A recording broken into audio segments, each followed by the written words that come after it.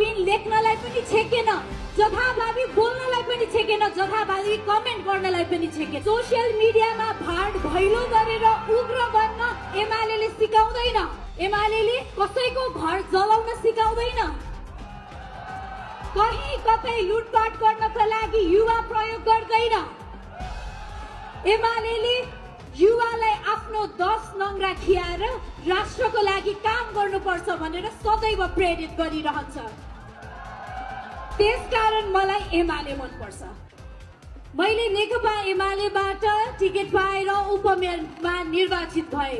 उपमेयरमा निर्वाचित भएपछि कुनै पनि दिन, समय, बार, चाडपर्व केही नभनिकन सदैव आफ्नो जिम्मेवारी, आफ्नो कर्तव्यमा निष्ठावान भएर जनताप्रति इमानदार भएर सदैव काम गरिरहे।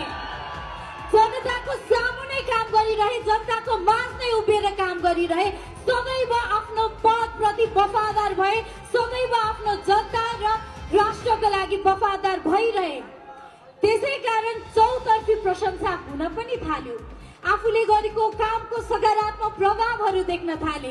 त्यसपछि राष्ट्र विकास भएको हेर्न नचाहनेहरू, काम गरेको देख्दाखेरि बत्ती पोल्नेहरूका लागि मेरो कामले गर्दाखेरि पोल्न थाल्यो र चौतर्फी आक्रमण गरेको मैले आफूले पनि महसुस गर्न थाले।